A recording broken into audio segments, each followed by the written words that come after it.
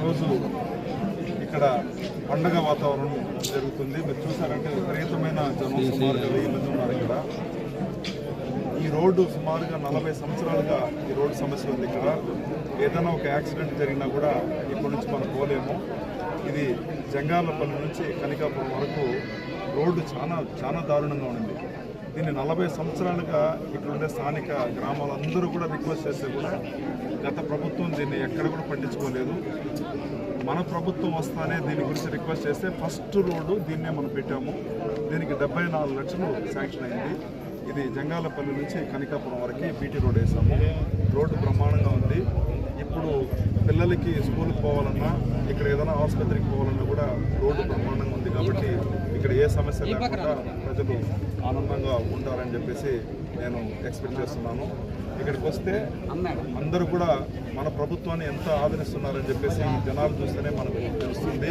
So అన్ని మంచి కార్యక్రమాలు రొటీన్గా అన్ని చేసేదన్నీ కూడా జరుగుతున్నాయి. సిసి రోడ్లు వేసాం. హైయెస్ట్ సిసి రోడ్లు మన ఉమ్మడి జిల్లాలో మనమే హైయెస్ట్. జీడి నెల్లూరు కాన్స్టిట్యూన్సీ ఎక్కువ సిసి రోడ్లు వేసాం. అదేవిధంగా బీటీ రోడ్లు ఆల్రెడీ ఇక్కడ స్టార్ట్ అయ్యింది. ఇంకా కూడా అన్ని డెవలప్మెంట్ కార్యక్రమాల్లో మనం ముందు ఉంటామని చెప్పేసి మీ అందరికీ కూడా నేను వాగ్దానం చేస్తున్నాను. అదేవిధంగా ఇక్కడ చిన్న ఒక ఎక్స్పాన్షన్ అంటే ఒక రోడ్డు ఉంది ఆల్రెడీ, దాన్ని వెడల్పు చేయాలి.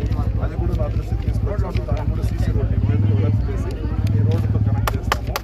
అది కాకుండా ఏం చెప్పారంటే ఇక్కడ బస్సు సర్వీస్ వచ్చి సరిగ్గా లేదన్నారు. ఇది మెయిన్గా పుత్తూరు డిపో నుంచి వస్తుంది. పుత్తూరు డిపో నుంచి వచ్చి పల్లిపట్టు నుంచి పుల్లూరు క్రాసు, మళ్ళా ఉడమలకుర్తి ఇట్లా వెళ్ళి మళ్ళీ ఇది తిరుపతికి వెళ్తుంది.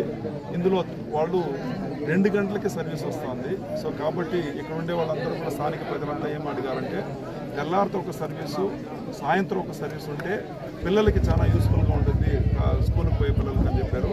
నేను ఇమ్మీడియట్గా చిత్తూరులో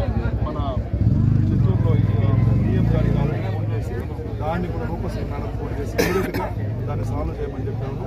తెల్లారితో ఒక సర్వీసు, అదేవిధంగా సాయంత్రం 5 గంటలకు ఒక సర్వీసు, పిల్లలకి స్కూల్కు కన్వీనియంట్గా ఈ 2 సర్వీస్ కూడా మార్చడం జరిగింది. అదేవిధంగా ఇక్కడ అన్ని అభివృద్ధి కార్యక్రమాలు ఖచ్చితంగా మేము ముందు చేస్తాము. ఎస్ఆర్పురం మండలం నా సొంత మండలము, నా సొంత ఊరు కాబట్టి ఇక్కడ అన్నీ కూడా దగ్గరుండి ప్రతి ఒక్క కార్యక్రమం కూడా మేము దగ్గరుండి చేస్తాము.